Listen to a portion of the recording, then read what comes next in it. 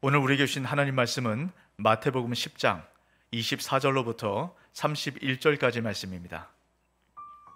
제자가 그 선생보다 또는 종이 그 상전보다 높지 못하나니 제자가 그 선생 같고 종이 그 상전 같으면 조카도다. 집 주인을 바알세불이라 하였거든 하물며 그 집 사람들이랴. 그런즉 그들을 두려워하지 말라. 감추인 것이 드러나지 않을 것이 없고 숨은 것이 알려지지 않을 것이 없느니라. 내가 너희에게 어두운 데서 이르는 것을 광명한 데서 말하며 너희가 귓속말로 듣는 것을 집 위에서 전파하라. 몸은 죽여도 영혼은 능히 죽이지 못하는 자들을 두려워하지 말고 오직 몸과 영혼을 능히 지옥에 멸하실 수 있는 이를 두려워하라. 참새 2마리가 한 아사리온에 팔리지 않느냐. 그러나 너희 아버지께서 허락하지 아니하시면 그 하나도 땅에 떨어지지 아니하리라. 너희에게는 머리털까지 다 세신 바 되었나니 두려워하지 말라. 너희는 많은 참새보다 귀하니라. 아멘. 우리 앞시자로 인사할까요? 잘 오셨습니다. 사랑하고 축복합니다.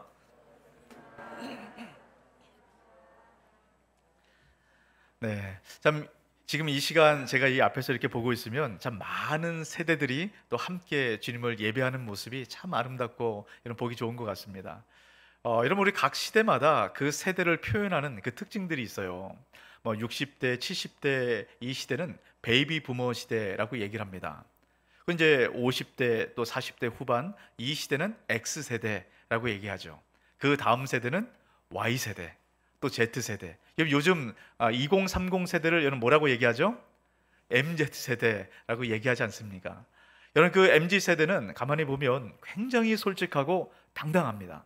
뭐 별로 무섭고 두렵고 이런 게 없는 이제 그런 세대를 살아가는 것 같아요. 자, 그런데 여러분, 이 MZ 세대에 아주 속 끓이는 그런 소가리를 앓고 있는 내용이 있다라고 얘기를 합니다. 그게 뭐냐면 전화 공포증이 있대요. 그러니까 전화를 잘 못하는 겁니다. 왜 그러냐면 요즘 MZ 세대는 가만히 보면 비대면 메시지로 주로 이야기를 합니다. 그러니까 뭐 카카오톡이나 뭐 텔레그램 뭐 이런 걸로 서로 대화를 하다 보니까 실질적으로 목소리를 섞어서 이야기를 하고 통화하는 것, 여러분 이걸 너무 두려워한다는 거예요. 그래서 이 전화벨이 울리면 불안해서 이런 견디지 못한다라고 얘기를 합니다. 그래서 미국의 한 컨설팅 회사에서는요, 이 MZ 세대의 이 전화 공포증을 이겨나가도록 아주 비싼 강사를 불러서 강의를 개설할 정도로 여러분 그런 심각한 상황에 있다라고 얘기를 해요. 여러분, 이게 미국만의 문제가 아닙니다. 한국도 마찬가지인 것 같아요. 여러분, 이 전화 공포증, 대화 공포증, 여러분 이거를 이겨나갈 수 있도록 학원이 있다는 거 아세요? 요즘 그런 학원이 있어요. 그 학원에서 이 전화 공포증과 대화 공포증을 이겨나갈 수 있도록 여러분 그렇게 훈련을 시킨다는 겁니다. 참 많은 두려움들과 불안함들이 우리를 엄습하는 그런 시대를 살아가는 것 같아요. 이런 MZ 세대만 그렇습니까? 모든 세대의 두려움이 있어요. 몇 년 전 제가 자료를 보았는데요, 성인 남녀 20세 이상의 10명 중 8명은 이 불안과 두려움 때문에 잠을 이루지 못하는 그런 경험을 한 적이 있다라고 이야기를 합니다. 여러분, 두려움이 찾아오면 잠을 못 이루는 거죠. 꼼짝을 할 수가 없는 겁니다. 20대는 취업이 가장 큰 두려움으로 오는 것 같아요. 여러분, 30대는요, 취업을 했어도 이제는 어떻게 재산을 모으고 어떻게 살아가야 될까, 이것 때문에 두렵다는 겁니다. 40대 이상은 노후 준비를 어떻게 해야 될까, 여러분 이것 때문에 두렵다는 거예요. 이런 공통점이 있습니다. 모든 것이 막연한 미래에 대한 이런 두려움이에요. 여러분은 어떻습니까? 여러분 무엇 때문에 두려우세요? 여러분, 우리가 살아가면서 참 많은 두려움을 경험하지 않습니까? 이 두려움 피하고 싶어요. 자, 그런데 두려움이라는 감정은 사람이 태어날 때부터 갖고 태어나는 가장 오래된 인간의 감정이다라고 이야기를 합니다.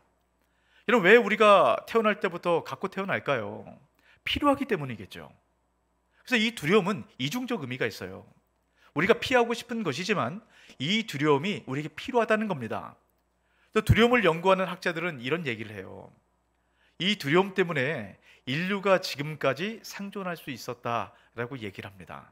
그러니까 예를 들면 이런 거죠. 우리가 운전을 할 때 이런 두려움이 있기 때문에 안전 운전을 하는 것 아니겠어요? 여러분, 이 두려움이 마비되면 어떻게 될까요? 보통 음주 운전을 하시는 분들이 어떻습니까? 술 때문에 두려움이 마비가 되는 거예요. 그러면 멈춰야 될 때 멈추지 못하고 과속해서 가다가 큰 사고를 일으키는 것 아니겠습니까? 두려움이 이것을 잡아주는 겁니다. 또 우린 때로는 실패나 낙제에 대한 두려움 때문에 어떻게든 공부를 합니다. 그리고 어떻게든 이 힘든 것들을 넘어가게 돼요. 여러분, 이것이 두려움이 주는 큰 유익이라 이제 이런 이야기를 하게 됩니다. 그러니까 두려움이 이렇게 이중적인 의미가 있다는 것을 기독교 철학자인 키에로케고르가 여러분 아주 잘 표현을 했습니다. 두려움이라는 것은 인간을 마비시킬 뿐만 아니라 인간을 성장하게 하는 무한한 동력이다라고 얘기를 해요. 그러니까 이 두려움이 오면 우리가 몸을 꼼짝 못할 만큼 그렇게 마비가 되잖아요. 근데 동시에 이 두려움은 인간을 성장시키는 그런 무한한 동력이 두려움 가운데 있다라고 얘기를 합니다. 그래서 두려움은 피해서도 안 되고 피할 수도 없습니다. 그래서 이 두려움을 어떻게 다루어야 하는가, 여러분 이 방법을 우리가 잘 배울 필요가 있어요. 여러분, 이 두려움은 성경에도 아주 중요한 주제로 다뤄주고 있습니다. 여러분, 성경에서 어떤 말씀에 많은 위로 받으세요? 아마 많은 분들이 두려워하지 말라, 이 말씀에 많은 위로 받을 겁니다. 우리가 늘 두려움 가운데 살아가니까요. 또 어떤 분이 두려워하지 말라라는 말씀이 성경에 몇 번 나왔는가 여러분 세보셨나 봐요. 여러분, 성경에 두려워하지 말라 몇 번 나오는지 아세요? 365번 나온대요. 굉장히 많이 나오죠. 저는 세보지 않았습니다. 그 글에 그렇게 담겨져 있더라고요. 여러분, 왜 365번이 그렇게 기록되어 있을까? 뭐 그렇게 많은 이야기들을 하세요. 우리가 365일 아닙니까? 우리가 살아갈 때 날마다 두렵다는 거예요. 근데 그럴 때마다 하나님께서 매일 우리에게 오셔서 두려워하지 말라, 그 큰 위로의 은혜가 이 365번에 그 담겨져 있다라고 이야기를 합니다. 참 우리가 살아가는 삶을 보면 늘 두려울 수밖에 없는 것이 여러분 우리 인생인 것 같아요. 자, 그러면 이 두려움으로부터 우리가 어떻게 벗어날 수 있을까? 우리가 오늘 말씀을 통해서 주님께서 우리에게 말씀하십니다. 두려워하지 말라. 이 말씀이 저와 여러분 심령 가운데 새겨지는 시간 되시길 주 이름으로 축복합니다. 자, 우리가 이제 계속 마태복음 말씀 함께 나누고 있어요. 근데 이 마태복음 말씀을 보면 구조가 굉장히 다양합니다. 그러니까 어떤 구조로 보느냐에 따라서 주어지는 은혜가 달라요. 근데 우리가 이 구조 중에 특별히 주목해야 될 구조가 하나 있습니다. 한번 보도록 할까요? 자, 마태복음 4장 23절 말씀 같이 한번 읽어봅니다. 예수께서 온 갈릴리에 두루 다니사 그들의 회당에서 가르치시며 천국 복음을 전파하시며 백성 중에 모든 병과 모든 약한 것을 고치시니라. 자, 주님께서 어떤 사역을 하실 건가? 여러분, 이 말씀에 잘 담겨져 있습니다. 주님께서는 하나님 나라의 왕으로 오셨죠. 그 주님께서 그 복음을 전파하기 위해서 가르치는 방법과 고치는 방법을 사용하신다라고 말씀해요. 그리고 나서 마태복음 9장 35절 말씀 가운데 거의 동일한 말씀으로 이야기를 마무리합니다. 9장 35절 같이 한번 있습니다. 예수께서 모든 도시와 마을에 두루 다니사 그들의 회당에서 가르치시며 천국 복음을 전파하시며 모든 병과 모든 약한 것을 고치시니라. 여러분, 이것이 예수님 사역의 핵심입니다. 주님께서 이 일을 위해서 이 땅에 오셨어요. 자, 여러분, 마태복음 4장 23절과 9장 35절의 차이점이 뭡니까? 4장 23절에서는 갈릴리에 다니셨어요. 근데 9장 35절에서는요 모든 도시와 마을로 다니셨다. 이런 확장이 되고 있습니다. 여러분, 여기 아주 중요한 의미가 있습니다. 여러분, 이 두 구절 안에 예수님께서 어떤 일을 행하셨는가, 그 내용들이 진행이 되는 겁니다. 5장부터 7장까지는 산상수훈 너무 잘 아시죠? 제가 여러 번 말씀드렸잖아요. 하나님 나라의 제자로 부름받은 자들이 어떻게 살아가야 되나 이 산상수훈을 통해서 말씀합니다. 그 내용이 가르치심이에요. 그리고 8장부터 9장 10개의 기적이 나온다라고 말씀을 드렸죠. 대부분 병고침에 대한 이야기입니다. 하나님 나라가 임했을 때 그 결과가 무엇인가, 바로 이런 기적을 통해서 보여주시는 거예요. 여러분, 예수님께서 5장, 6장, 7장, 8장, 9장을 통해서 어떻게 주님께서 사역을 하실 건가 제자들에게 친히 가르치셨습니다. 여러분, 가르치셨으면 무엇 때문에 가르치세요? 제자들이 그렇게 살아가도록. 그것이 오늘 10장의 말씀이에요. 제자들이 이제 예수님과 같이 이 천국 복음을 전파하기 위해서 어떻게 행해야 되는가, 이런 그 내용을 오늘 10장을 통해서 사명을 이어져 갈 수 있도록 이야기를 하시는 겁니다. 여러분, 이런 구조를 보시고 오늘 말씀을 보셔야 돼요. 자, 그러면 1절 말씀 같이 한번 읽어볼까요? 예수께서 그의 12 제자를 부르사 더러운 귀신을 쫓아내며 모든 병과 모든 약한 것을 고치는 권능을 주시니라. 우리가 금방 예수님의 사역의 핵심이었죠. 주님께서 이제 제자들을 파송하시면서 말씀하는 겁니다. 너희들이 제자의 길을 걸어갈 때 내가 너희에게 권능을 주겠다 라고 말씀을 하세요. 여러분, 예수님의 권능 얼마나 놀랐습니까? 이거 갖고 가면 뭐가 염려가 되겠어요. 근데 여러분, 우리가 이 말씀으로 끝났으면 아무 문제가 없겠는데, 여러분 10장 이 앞에 말씀을 보면 주님께서 이런 말씀도 함께 하세요. 너희들이 제자의 길을 걸어갈 때, 천국 복음을 전파할 때 박해와 어려움과 비난과 비판과 오해와 억울함을 당하게 된다라고 말씀하세요. 그럼 제자의 길이 그런 겁니다. 제자의 길을 걸어갈 때 주의 능력뿐만 아니라 주님께서 받으셨던 것처럼 박해와 어려움도 당한다는 거예요. 그래서 이 제자의 길을 걸어갈 때 어떻게 이것을 잘 이겨나갈 수 있는가, 주님께서 미리 말씀을 하고 계시는 겁니다. 우리도 마찬가지 아닙니까? 우리가 그리스도인으로 제자로 부름받았어요. 여러분, 우리가 그리스도인으로 살아갈 때 주님께서 많은 은혜 주시죠. 그런데 우리의 삶이 만사 형통의 삶을 살아갑니까? 우린 예수 믿으면 만사 형통을 기대해요. 모든 문제가 다 해결되고 아무 근심 걱정 염려 없는 것. 근데 우리 삶이 그렇지 않아요. 주님께서 말씀하십니다. 제자 길을 걸어갈 때 때론 어려움이 있다는 거예요. 여러분, 우리가 하루하루 살아가는 것 날마다 두려움이 있지 않습니까? 그런데도 그것도 힘든데 제자의 길을 걸어갈 때는 또 다른 어려움이 있다라고 말씀합니다. 그런데 주님께서 이렇게 말씀하세요. 그런 어려움이 없을 수는 없으나 너희는 두려워하지 말라라고 말씀합니다. 그러면서 우리가 겪는 많은 두려움을 어떻게 이겨나갈 수 있는가, 어떻게 극복하고 넘어갈 수 있는가, 오늘 말씀을 통해서 여러분 그 이야기를 하게 됩니다. 오늘 말씀에 주님께서는 3번을 말씀하세요. 두려워하지 말라, 두려워하지 말라, 두려워하지 말라. 이 3번을 말씀합니다. 그럼 무엇으로부터 두려워하지 말라라고 말씀하는가, 우리가 하나하나 좀 살펴보도록 하겠습니다. 자, 첫 번째입니다. 24절 25절 말씀인데요, 제자가 그 선생보다 또는 종이 그 상전보다 높지 못하나니 제자가 그 선생 같고 종이 그 상전 같으면 조카도다. 집 주인을 바알세불이라 하였거늘 하물며 그 집 사람들이라. 자, 이것은 당시의 유대인들 사이에 퍼져 있던 속담입니다. 주님께서 이 말씀을 하시는 이유는 분명해요. 그럼 제자가 스승을 넘어가지 못한대요. 종이 주인을 넘어가지 못한대요. 그럼 당연한 얘기죠. 제자가 스승까지만 되면 족하다는 겁니다.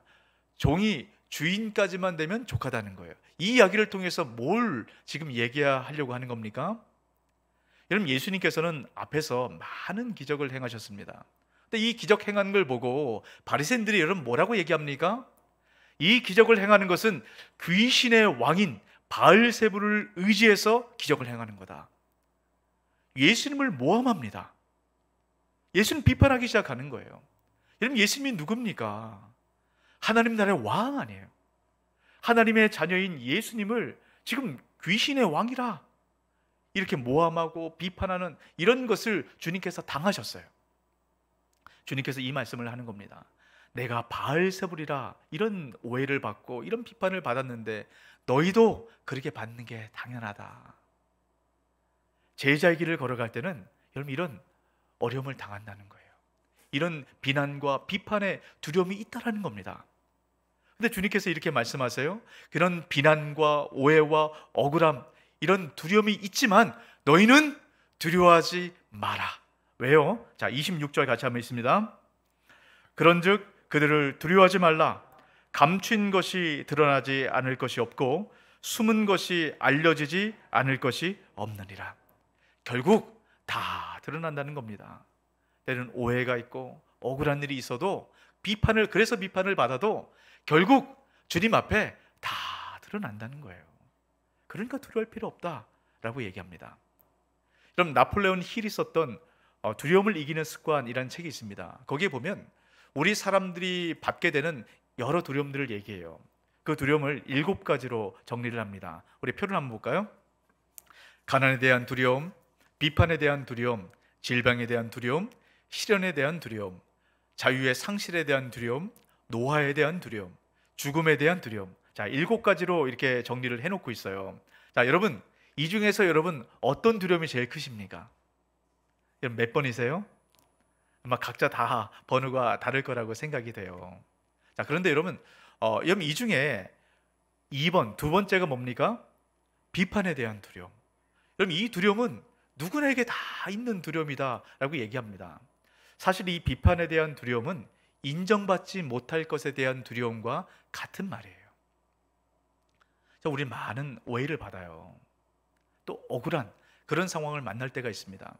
그래서 우리가 비판을 받지 않으려는 이런 두려움에 사로잡히게 되면 어떤 증상이 나타나냐면 과도하게 움츠립니다. 혹시 비판받을까 봐, 혹시 오해받을까 봐 여러분 제대로 말을 못하는 거예요. 말을 해야 되는데 말을 못하고 움츠리게 된다는 겁니다. 그래서 반대로요, 이런 오해를 받으면 내가 비판을 받고 있다 이런 생각이 들면 순간 공격적으로 바뀐다는 겁니다. 그래서 막 공격하고 상대를 비난하고 이런 상황이 된다는 거예요. 비판에 대한 두려움에 사로잡히면. 저는 이 말씀을 연구하다가 제가 이런 두려움이 있다라는 것을 그럼 저는 알게 됐어요. 근데 가만히 보니까 저만 그런 게 아니라 이 강단에서 말씀을 전하는 많은 분들이 이런 두려움 가운데 있다는 걸 알게 됐습니다. 얼마 전에 제가 어떤 한 목사님의 설교를 들었어요. 근데 그 목사님의 설교 중에 이런 얘기를 하시더라고요. 언젠가 이제 설교를 다 마치고 이제 밑에 내려갔는데 부목사님이 한 분 오셔가지고 그 목사님에게 이렇게 이야기를 했다라는 거예요. 목사님, 넥타이를 다른 걸로 좀 바꿨으면 좋겠습니다. 도대체 이게 무슨 얘기인가 이렇게 들어봤더니 어떤 한 성도님이 나가면서 목사님이 그 넥타이 색깔을 맨 의도가 뭐냐 이걸 물어봤다는 거예요. 그때가 한참 선거철이었나 봐요. 근데 그 목사님이 아무 생각 없이 빨간색 넥타이를 메고 올라왔는데 왜 목사님 빨간색 넥타이를 매는 거냐 이렇게 물어봤다는 겁니다. 그래서 당장 그 넥타이를 풀고 검은색 넥타이를 맸대요. 그러면서 그 다음 주에는 도대체 무슨 넥타이를 맬까 고민하다가 빨간색, 파란색, 빨간색, 파란색 이 스트라이프 넥타이를 맸답니다. 오늘 제 넥타이 색깔 보이세요? 저도 혹시나 오해받을까 빨간색, 파란색 섞여 있는 넥타이를 맺고 나왔습니다. 저도 그런 오해 받을 때 있어요. 어떤 분들이 가끔 그런 얘기를 합니다. 제가 이제 이런저런 이렇게 말씀을 전하다 보면 목사님은 좀 색깔을 분명히 했으면 좋겠습니다 이렇게 얘기할 때가 있어요. 좌파입니까? 우파입니까? 물어봐요. 여러분 제가 좌파 같으세요? 우파 같으세요? 제가 오늘 분명히 얘기합니다. 저는 예수파입니다. 여기 물어보지 마세요. 여러분 정치를 할 때 좌파도 우파도 중파도 다 필요한 것 아니겠습니까? 근데 여러분 우리가 여기에 팔을 갈리는 것 이것은 여러분 이 갈라치기에 여러분 속아서는 안 됩니다. 사단의 속임수예요. 사단은 끊임없이 당을 짓고 갈라지게 만듭니다. 이런 교회에서 이렇게 당을 짓고 갈라지게 하는 것 여러분 이것은 있어서는 안 됩니다. 우리가 어떻게 이 나라를 섬기고 어떻게 이 나라를 세워가야 될까? 그러면 예수 그리스도의 말씀대로 따라가는 것이 여러분 필요합니다. 이 교회 안에서는 정치 얘기하지 마세요. 정치 얘기하시더라도 여러분 기도하기 위해서 여러분 나누시길 바랍니다. 여러분 참 우리가 많은 그런 오해를 받습니다. 여러분 이것뿐이겠어요? 참 저는 여러 그런 오해를 받는 그런 얘기를 들을 때가 있습니다. 여러분 그런 얘기를 들으면 참 안타까운 거예요. 제 의도와 상관없이 오해를 해가지고 그 얘기가 저한테 돌아오면 참 그게 상처가 되고 또 마음도 아프고 여러분 그렇습니다. 여러분 그럴 때 어떨 때는 움츠러들기도 하고요. 어떨 땐 화가 나는 겁니다. 왜 이렇게 나한테 얘기를 하고 왜 이렇게 생각할까? 그러면 여러분 이 관계가 틀어지기 시작합니다. 사실 오해가 더 많은 관계의 어려움들을 만들어내게 돼요. 제가 그런 걸 많이 경험하게 됩니다. 여러분 그럴 때 있지 않습니까? 오해를 받고 억울한 일을 여러분 돌아서 들으면 힘들잖아요. 여러분 그때 이 말씀을 기억하시기 바랍니다. 결국 숨겨진 것, 감추어진 것 다 드러납니다. 여러분 이 말씀을 통해서 여러분 이 비판에 대한 두려움, 억울함에 대한 두려움, 오해를 받는 것에 대한 두려움, 여기에 사로잡히지 마세요. 그냥 우리는 우리의 길 가면 됩니다. 주님 말씀하신 그 길, 제자의 그 길, 그냥 말씀 붙들고 말씀 따라 가면 돼요. 여러분 그 길 걸어갈 때 예수님도 오해받았잖아요. 제자들도 오해받았습니다. 우리가 오해받는 것 당연한 거예요. 우리는 우리의 길 가면 됩니다. 그러면 그것이 다 드러날 때가 있어요. 주님께서 그걸 또 아신다라고 말씀합니다. 이런 그걸 바라보면서 이런 믿음 안에서 제자의 길 이런 끝까지 걸어가는 저와 여러분 되시길 주의 이름으로 축복합니다. 오늘 말씀을 보면 이런 두 번째 두려워하지 마라 라고 말씀하는 내용이 나오죠. 28절입니다. 몸은 죽여도 영혼은 능히 죽이지 못하는 자들을 두려워하지 말고 오직 몸과 영혼을 능히 지옥에 멸하실 수 있는 이를 두려워하라. 이런 박해하는 자들을 때론 오해해서 비판하고 판단하는 이런 자들을 두려워하지 마라 라고 말씀합니다. 그들은 몸만 죽일 수 있다는 거예요. 하지만 몸과 영혼을 죽일 수 있는 그분을 두려워하라 라고 얘기를 합니다. 그럼 이것은 어떤 것에 대한 두려움일까요? 죽음에 대한 두려움입니다. 아까 제가 나폴레온 힐이 보여줬던 그 7가지 두려움 중에 가장 밑에 있었던 것이 죽음에 대한 두려움입니다. 여러분 죽음에 대한 두려움은 모든 두려움의 근원이에요. 여기서부터 두려움이 출발한다라고 얘기합니다. 그래서 우리는 이 두려움, 이 죽음, 이 이야기를 금기어처럼 여깁니다. 여러분 죽음에 대한 얘기를 잘 안 해요. 여러분 잘 기억하세요. 죽음이라는 것은 우리가 올바른 삶을 살아갈 수 있도록 만들어주는 이정표의 역할을 하게 됩니다. 여러분 모리와 함께한 화요일이란 책이 있어요. 참 많은 울림을 주는 책인데요. 여러분 그 책은 한 제자가 이제 루게릭병을 앓고 있었던 그 모리라는 스승을 찾아가서 그 스승과 대화했던 내용을 이제 글로 만들어낸 겁니다. 여러분 루게릭병이 어려면 어떤 겁니까? 온몸의 전신의 근육이 마비가 돼요. 그래서 결국은 몇 년 안에 죽음에 이르는 그 병입니다. 이 모리 교수는 여러분 날마다 죽음을 묵상할 수밖에 없죠. 이 죽음을 생각할 수밖에 없습니다. 그러면서 이 죽음을 직면하고 죽음을 묵상할 때 많은 깨달음을 얻게 됩니다. 그래서 그것을 제자에게 이야기를 해요. 저는 그 내용 중에서 마음에 깊이 남는 이야기가 한 가지 있습니다. 어떻게 죽어야 할지를 배우게. 그러면 어떻게 살아야 할지도 배우게 될 거야. 어떻게 죽어야 할지를 배울 때 어떻게 살아야 할지도 배우게 된다는 겁니다. 이런 죽음이라는 것은 우리가 어떤 길을 걸어가야 될 것인가 이것을 분명히 알려주는 그런 이정표의 역할을 하게 된다는 겁니다. 여러분 바다 위를 떠 있는 배는 두 종류의 배가 있어요. 똑같이 보이지만 다릅니다. 어떤 한 배는 정말 화려하고 정말 보기 좋고 그 배에 모든 것이 다 갇혀 있어서 배 안에서 부족함이 없습니다. 모든 게 풍족한 거예요. 근데 그 배가 목적지를 향해서 가고 있지 않으면 그 배는 표류하는 배라고 얘기합니다. 표류하는 배는 결국 바다에 가라앉게 되는 것입니다.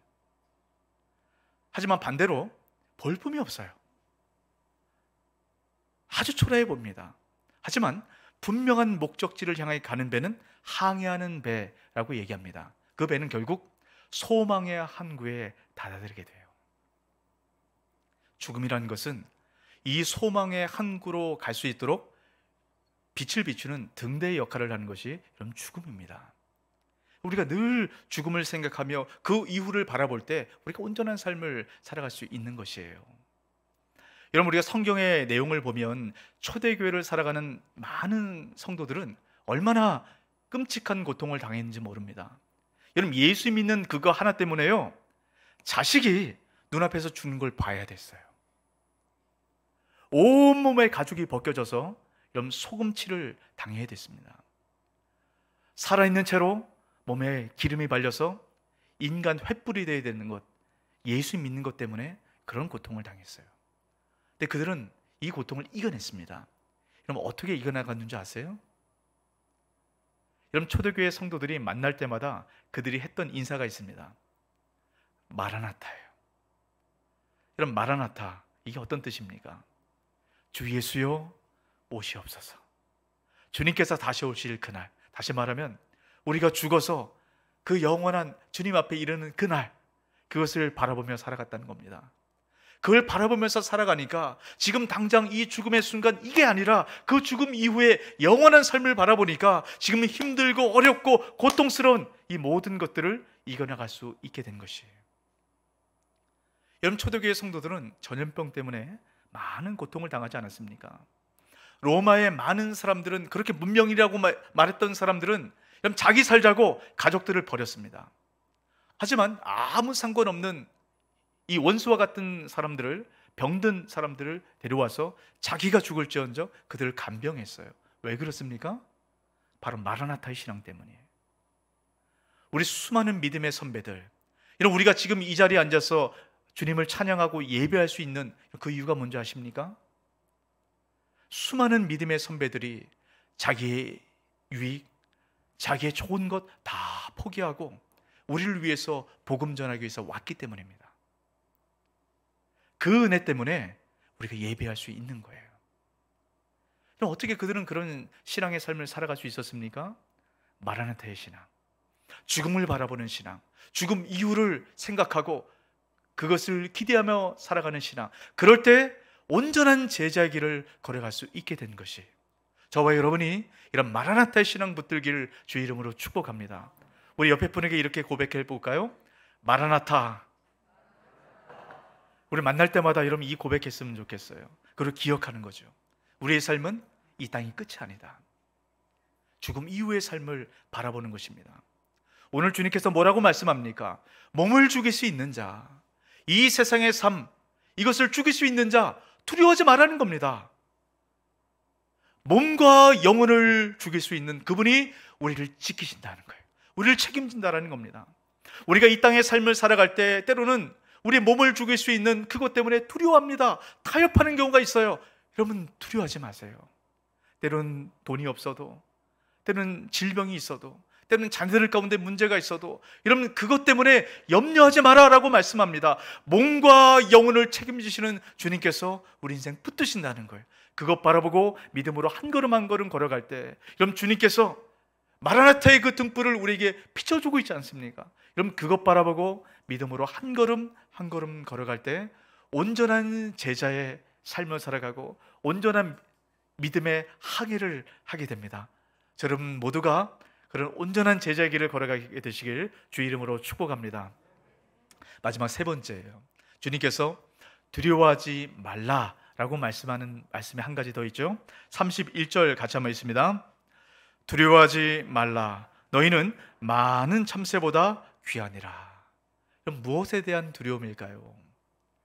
버림받을 것에 대한 두려움입니다. 보호받지 못할 것에 대한 두려움.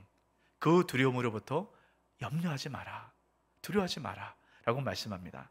자, 그러면 29절에 이 내용을 이렇게 시작을 하죠.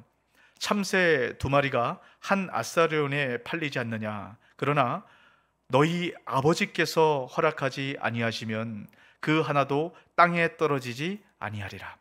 그럼 참새라고 표현된 이 말은 정확하게 바꿔보면 작은 새입니다. 우리가 말하는 그 참새가 아니에요. 당시에 시공으로 먹을 수 있었던 가난한 사람들이 먹던 작은 참새입니다. 이 참새 두 마리가 한 아사리온에 팔린대요. 한 아사리온은 16분의 1 데나리온입니다. 여러분, 한 데나리온 우리 많이 여러분 들어서 아시죠? 하루 노동자가 버는 하루 품삯이에요.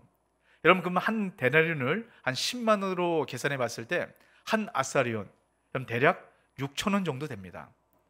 그러면 이 작은 참새 한 마리가 여러분 얼마라는 거죠?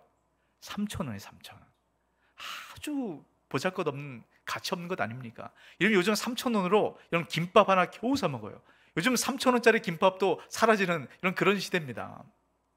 근데 이 3천 원짜리 볼품없고 별로 가치 없어 보이는 이 작은 참새 한 마리, 이것도 하나님 허락하지 않으면 떨어지지 않는데요.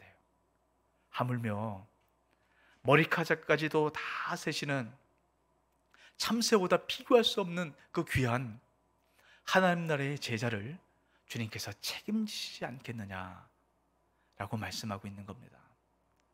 여러분, 우리가 그런 존재 아닙니까? 여러분, 머리카락 세시는 분 있으세요? 여러분, 머리카락 몇 개인지 아세요? 아무도 모릅니다. 셀 필요가 없는 거예요. 머리카락 빠지면 어떻습니까? 근데 주님께서는 그 머리카락까지도 하나하나 소중하게 세신대요. 왜 그렇습니까? 우리 아버지시기 때문에, 하늘 아버지시기 때문에 우리를 그렇게 귀하게 여기신다라고 말씀을 합니다. 그 주님께서 우리를 버리지 않는데요. 여러분, 이 버림받을 것에 대한 두려움은 죽음에 대한 두려움과 같이 근원적인 두려움에 해당이 됩니다. 여러분, 우리 가운데 왜 이 두려움이 들어왔죠? 아담과 하와가 이런 범죄하기 때문이죠.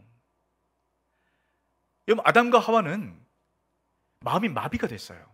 죄로 인해서 마음이 마비가 됐습니다. 그래서 그때 어떤 일이 나타나냐면 두려워할 대상을 두려워하지 않고 두려워하지 말아야 할 대상을 두려워하기 시작합니다. 그게 죄의 특징이에요. 그래서 아담과 하와 이후에 이 죄가 온 세상에 관영합니다. 생각하고 계획하는 모든 것이 다 악합니다. 하나님께서 그걸 보시고 더 이상 가만히 두어서는 안 되겠다. 홍수로 이 세상을 심판하시죠. 그러고 나서 말씀합니다. 내가 다시는 홍수로 이 세상을 심판하지 않겠다 약속을 하셨습니다. 그런데 사람들은 그걸 믿지 못했어요. 하나님께서 다시 버리면 어떡하지? 이 두려움에 사로잡혔습니다. 그래서 이들이 어떤 일을 했는지 아세요? 창세기 11장 3절 4절입니다.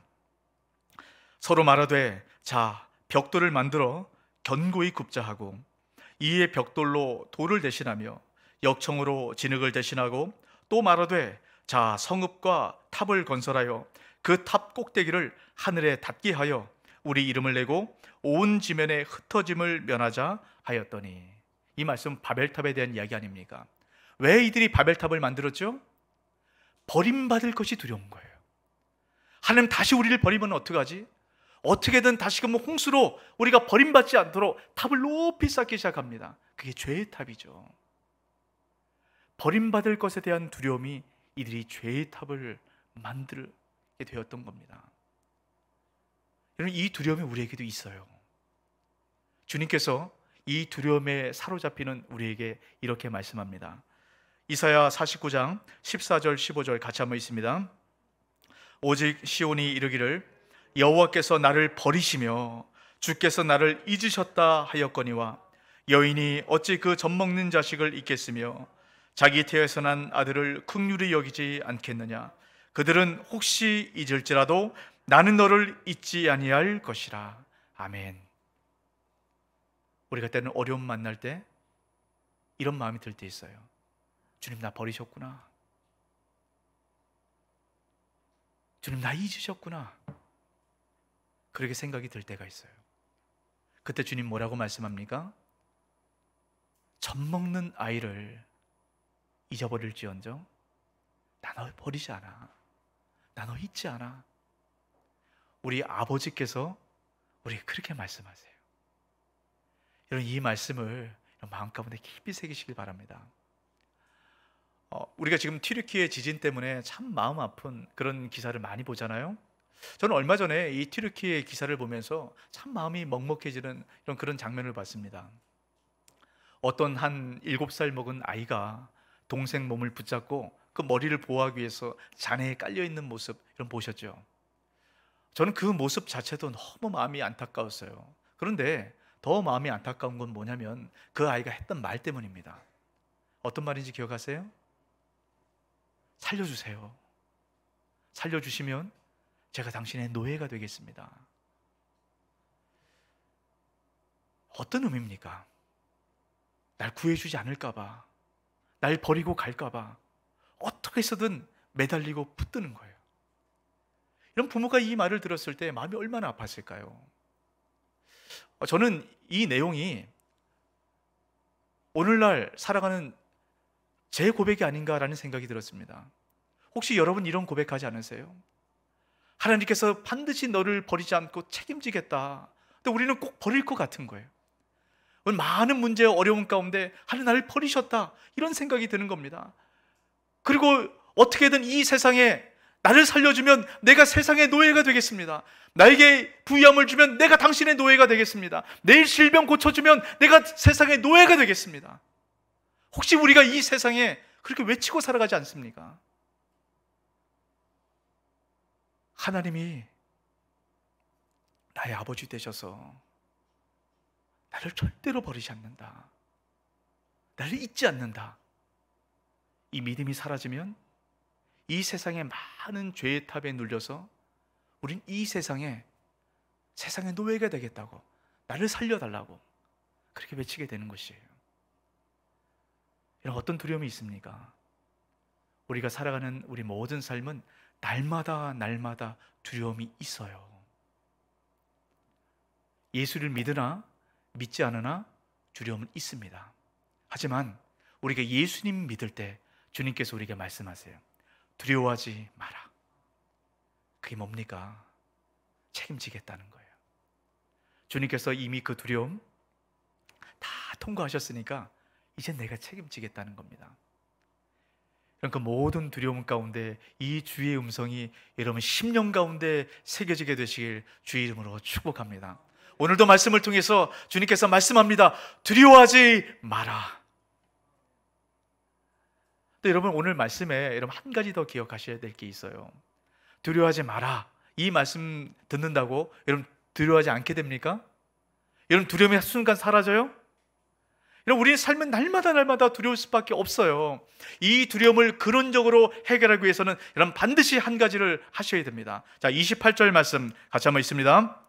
몸은 죽여도 영혼은 능히 죽이지 못하는 자들을 두려워하지 말고 오직 몸과 영혼을 능히 지옥에 멸하실 수 있는 이를 두려워하라.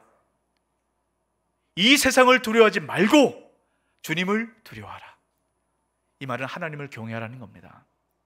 하나님을 경외할 때, 하나님 두려워할 때 이 세상을 두려워하지 않게 돼요. 우리 지난 금요 성령 집회 때 여러분 이 하나님 경외에 대한 말씀을 함께 나눴습니다. 하나님 경외한다는 게 뭡니까? 주님 앞에 머물러 있는 거예요. 때는 이해되지 않고 때는 받아들일 수 없는 상황 가운데 있다 할지라도 끝까지 주님 앞에 머물러서 버티는 겁니다. 그러면 주님이 어떤 분인지 보여요. 나를 끝까지 붙들어 주시는 그 아버지, 그분이 보입니다. 그러면 우리는 비로소 모든 두려움으로부터 이겨나갈 수 있게 됩니다. 여러분 오늘 이 말씀을 통해서 그 모든 두려움으로부터 두려워하지 마시고 주님을 경외함으로부터 이 두려움으로부터 완전히 벗어나는, 그래서 온전한 그리스도인의 삶을 살아가는 저와 여러분 되시길 주 이름으로 축복합니다. 아멘. 이 말씀 기억하시고 우리 함께 찬양하고 기도했으면 좋겠습니다.